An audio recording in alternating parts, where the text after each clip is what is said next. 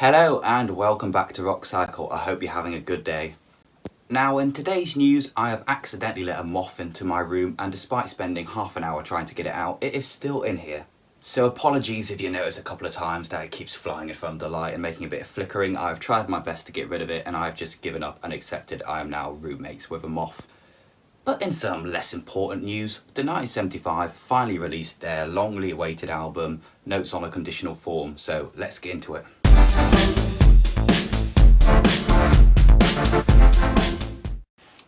Right, I'm almost a bit scared to show my Twitter handle down here. Psst, go follow. Because it does seem that 1975 Stan Twitter aren't very happy with anyone who doesn't give this album a 10 out of 10 review. And a bit of a spoiler, unfortunately I won't be giving the album that review today. So I guess if I had to sum up 1975's fourth studio album in about a sentence, I'd say we definitely see 1975 at their absolute best in this album, but at the same time we unfortunately kind of see them at their worst a lot too. On the whole, this album is very ambitious, innovative and experimental, and I think that's something that should always be praised. Because at the very least, it at least makes this album interesting to listen to. The 1975 have never been scared to do their own things, and that's one of the reasons why they have gained so much success over their career, and we do see a lot of that in this album. Sometimes it works well, sometimes it doesn't.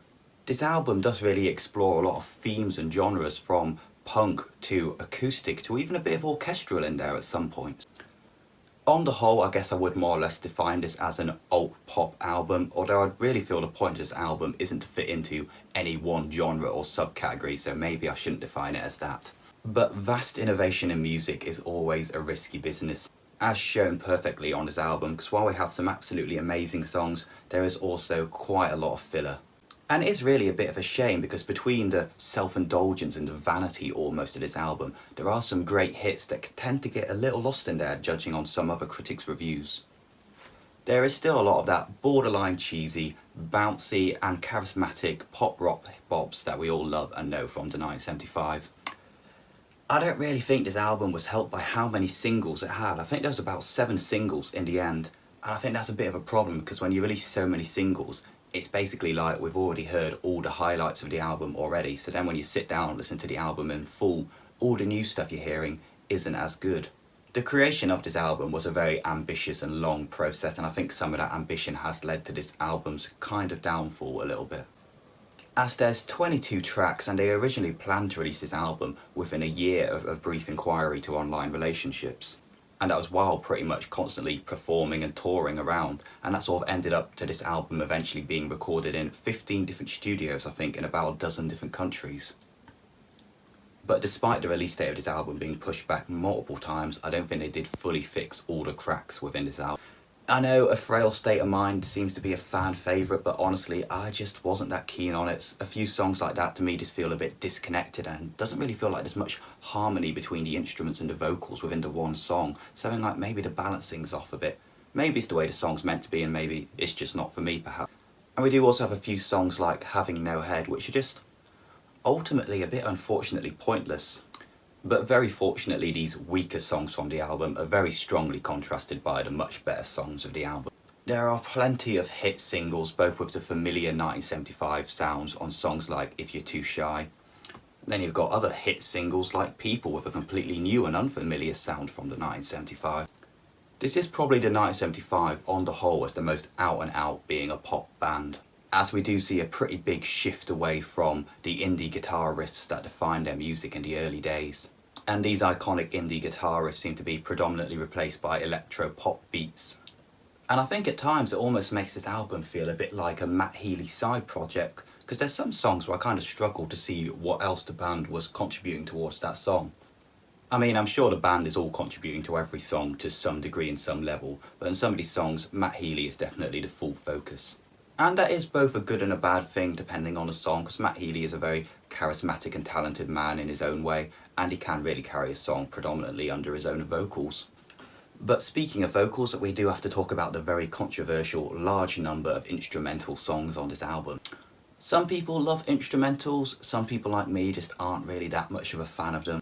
Without vocals, I personally feel you lose a bit of the substance and the meaning of the song, you lose the emotion of it. Plus, you just can't sing along, and that's always good fun.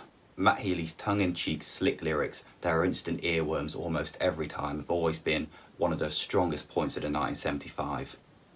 And I do feel that is definitely lost on a lot of these instrumental songs. While I do like them in their own right, I think they lose what makes the 1975 the 1975.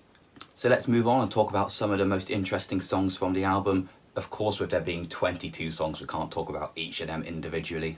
As always, the album opens with a self-titled The 1975. This time featuring Greta Thunberg, which I've definitely mispronounced. Maybe this one shouldn't really be viewed as a song, because it's kind of more of an opener to the album rather than a song in its own right, if that makes sense. Which has always been the point of these self-titled tracks, but I think here a lot more is more of a prelude than an actual song. While there's a very nice piano melody in the song and a great speech by Greta Thunberg for a very important cause that I think is great, it isn't that enjoyable as a song, and I think it's great to listen to once or twice, but after that, like a lot of the songs on this album, I think it's just going to be a skip from me every time it comes up on shuffle. And as much as I love the course, I kind of hope they do remove it from the set list, as it was a complete buzzkill when they played it at Leeds Festival last year.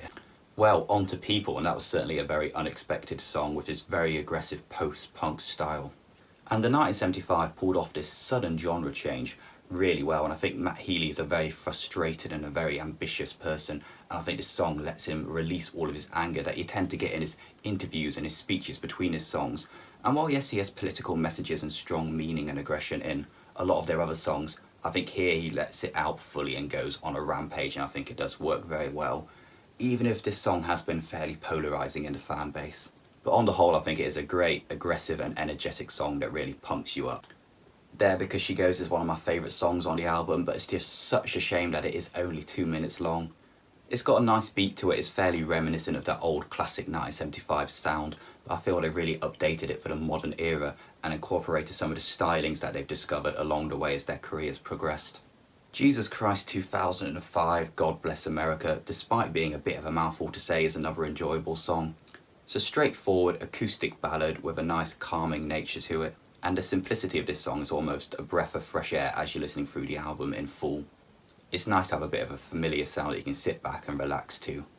Me and You Together song has been very popular since it was released as a single. It's that perfect styling of upbeat, bubbly pop rock that really brought the band to international acclaim and will continue to do so. Guys is a perfectly soppy love song that's all about friendship. It's sweet, it's heartwarming, it's smoothly melodic, and it's the perfect closer to the album. Again, the raw emotion of this song really makes it one of the strong points. So on the whole, there's definitely a lot of good in Notes on a Conditional form, but there was also quite a bit of bad and quite a bit of filler, and I think you need to consider both if you're doing a full album review. And I do think it is quite a big shame. I feel if they condensed this down into like a 10-song album, it would be a very solid all-round album that I would absolutely love and could potentially be a 5 out of 5 album, but it's just far too bloated for its own good in the end. If they'd done that, this album would have definitely lost some of its uniqueness and some of its notability, but it would have definitely produced an album that was straight hit after hit. I do feel a lot of the 1975 spirit and abundant natural charisma which really defined their old music, no matter what style it was, it's been lost on this album somehow. I do love very experimental and out there music, but I think perhaps maybe they went a bit too far and they lost something along the way, because the music, it just doesn't feel the same. So because of that, overall I'm going to give this album 3 stars out of 5.